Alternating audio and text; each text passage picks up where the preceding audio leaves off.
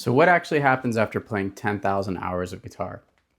This video is going to be all about the top three things that kind of held me back when learning guitar and the top three things that helped me the most. Over 25 years, I've, had certain points where I've been trying to learn, but maybe was learning the wrong things. And, there are periods of time where I've had a lot of growth in my guitar journey and wanted to help kind of share those things with you.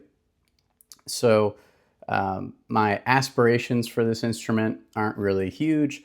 I love playing guitar, I love jamming with friends.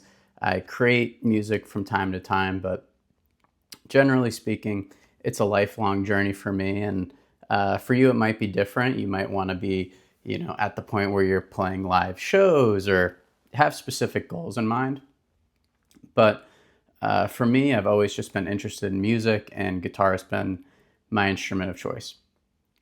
But in those 10,000 hours of playing, one of the misconceptions I had was if I just learned as many songs as possible, everything would just click. The music theory side of it would just click, and eventually everything would just make sense, which is unfortunately not true. I started playing at the age of like 6 years old and loved the songs I was playing. I was a huge John Mayer fan and still am.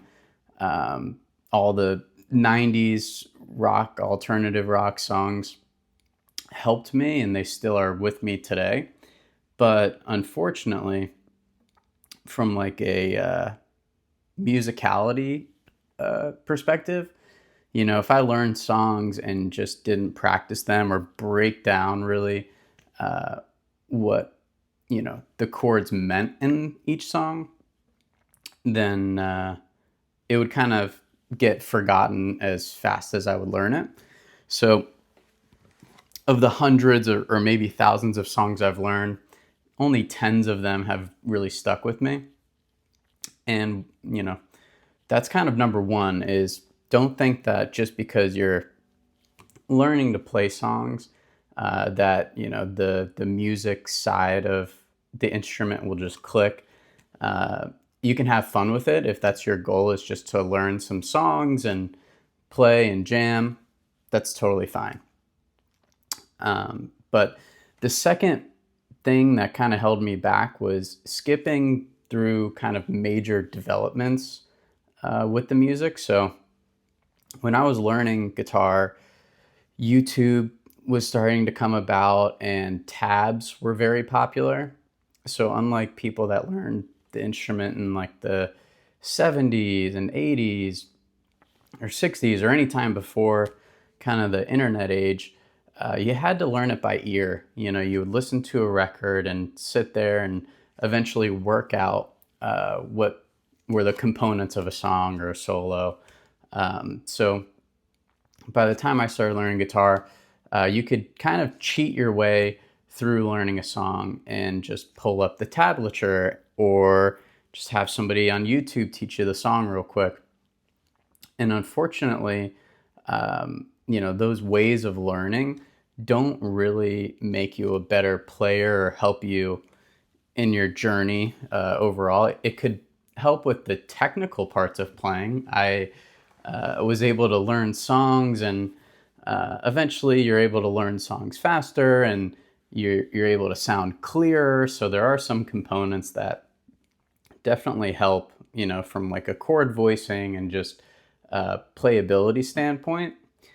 But the information of the kind of music theory, and I don't really love the word theory, but the information around, the key or the scale didn't really make sense to me. So I would learn super technical songs.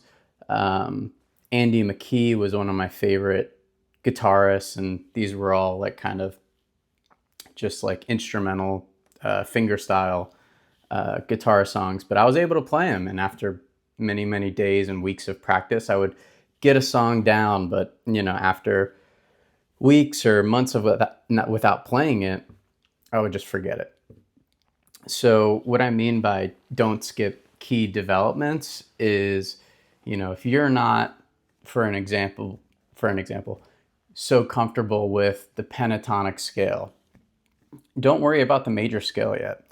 If you don't have the major scale down, or are really comfortable with your kind of basic chord shapes with the cage system, don't learn about modes. It's just gonna kind of confuse you a little bit more and really delay any kind of real progress you could make. So I'll try to lay out kind of my thoughts on that a little later.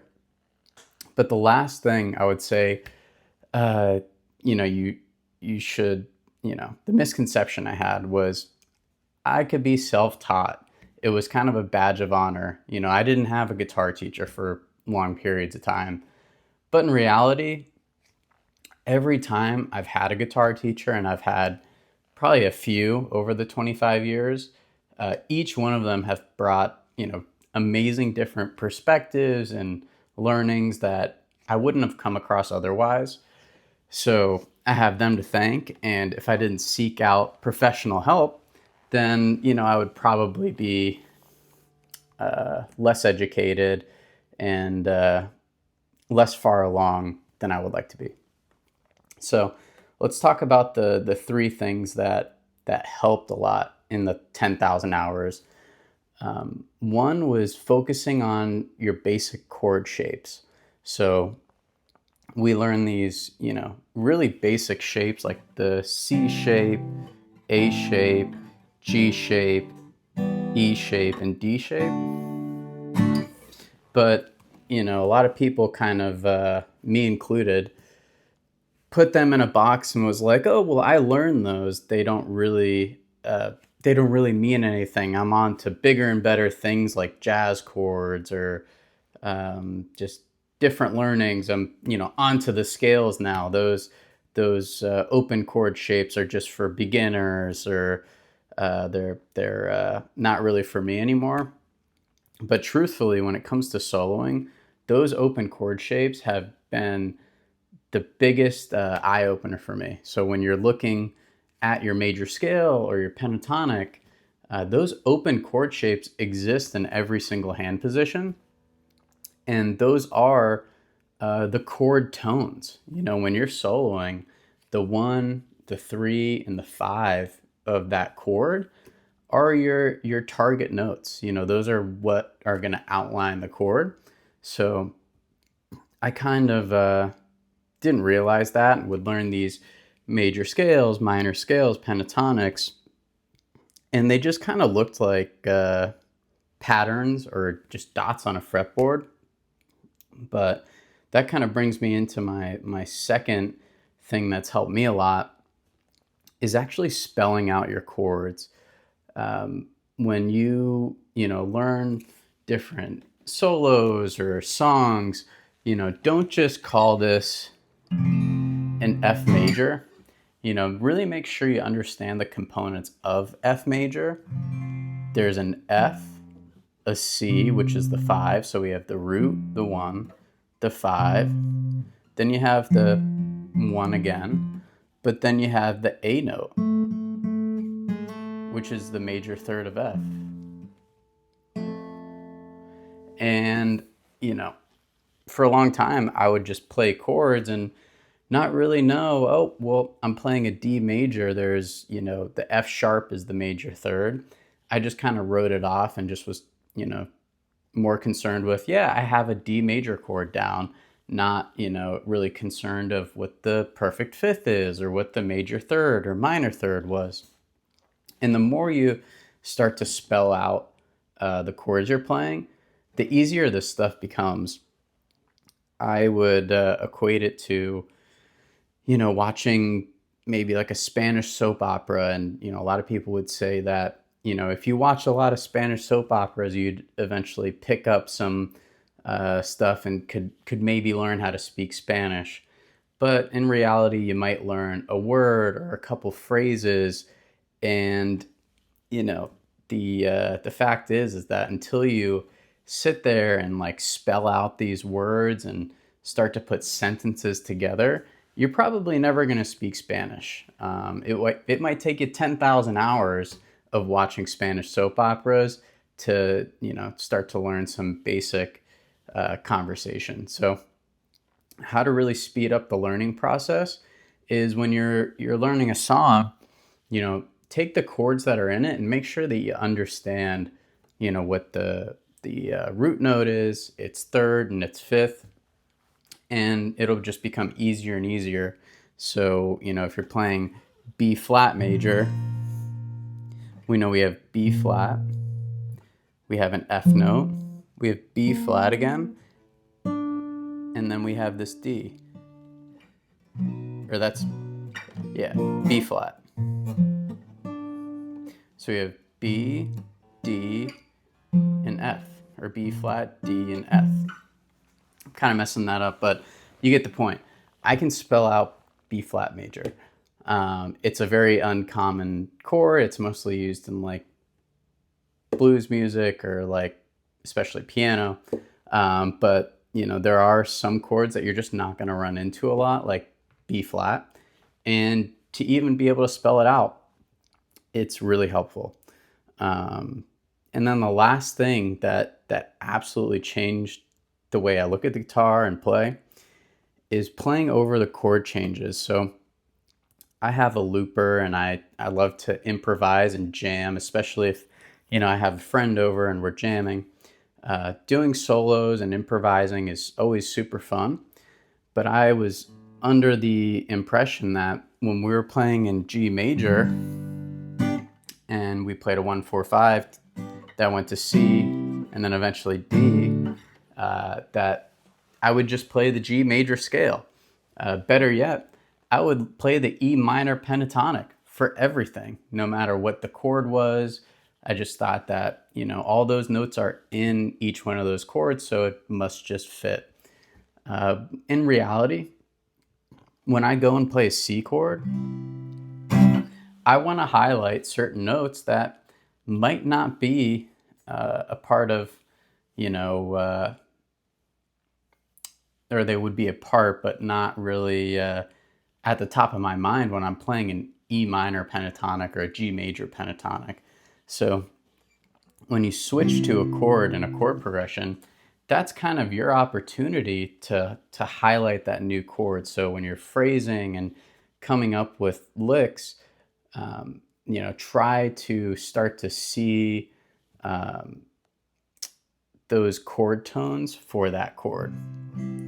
Now you can use all the other notes in the major scale, sure, but I was under the impression that kind of one size fits all.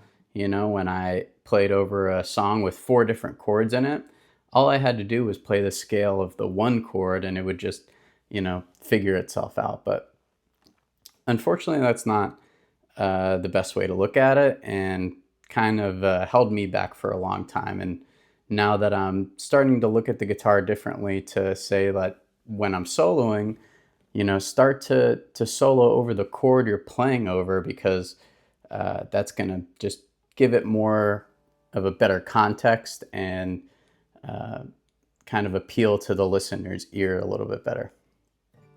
So 10,000 hours later, I still love playing guitar. I'm going to probably play another 10,000 hours, 20,000 hours in my lifetime. But for you, if you're just getting started or if you've had a similar experience, try to take these things I'm saying and maybe incorporate them into your regimen, because I promise that I learned hundreds of songs and the music unfortunately doesn't click. You have to do a little research and educate yourself on, the major scale and pentatonic and, the Nashville number system, especially, knowing the chords in a chord scale, like the 1, 2, 3, 4, 5, 6, even the 7, the half diminished chord. Those things might come into play. I know the chord progression I was playing in the intro had this D minor 7 flat 5, or D half diminished.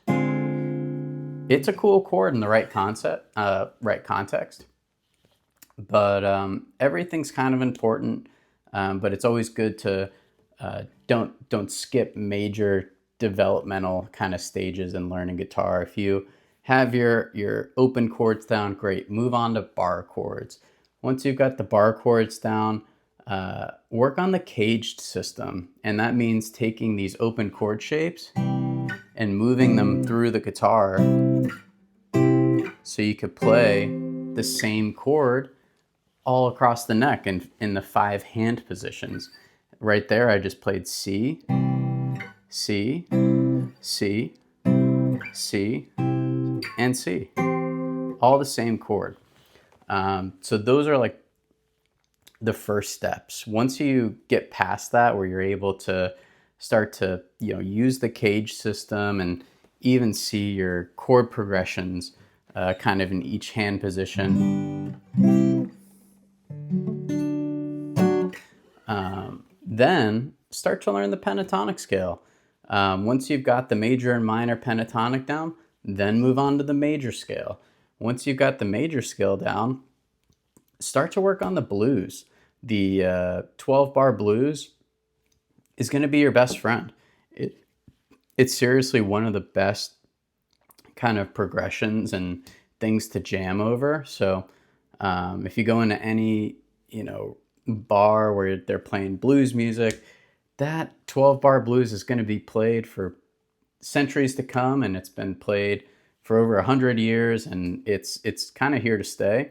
So learn your open chords, learn your bar chords, start to learn the cage system, understand your chord progressions, and then start to learn the pentatonic, learn the major scale. I know I'm kind of rattling all this stuff off like it's so easy, but don't skip over any one of these steps until you've really got this stuff down, or else you're going to find yourself like me going and backtracking all the way to, what's really inside my open chord shapes? Do I know where the 1, 3, and 5 are, etc. So, and then, make sure you get a teacher. You can seek out somebody that specifically specializes in the music you like. I've had teachers that love to teach rock and roll music, and for that reason, I love rock and roll music. I also really like jazz and blues, and some teachers I've had are more on the jazz side of the spectrum, but everybody's going to give a unique perspective. So seek out professional advice. You would do that for anything else in life, financial advice, learning a language. It's just like any other specialty. So, and then the last few things that I would really focus on is your basic open chord shapes, spelling out your chords. Don't just refer to them as like the 1, 3, and 5, but actually put the letters to them. And then before you know it, it won't be so hard to, know what's an F major chord.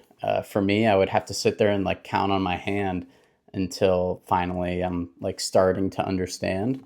And then lastly, when you're learning how to solo, realize that, you're going to be soloing over chord progressions that have, 3, 2, 3, 4 chords. Normally songs have more than one chord. So when you're playing your solos, you might be better off kind of looking at the chord change and figuring out, okay, I'm going from G major to C major. What would be good to play over C major now that I'm in a different kind of chord or tonal center within the song? So if you've, stayed this long, thanks for watching. I hope, some of my wisdom after playing 10,000 hours of guitar helps you out in your journey. And if you have any questions, drop them in the comments. If you like these videos, go ahead and subscribe, and have a nice weekend.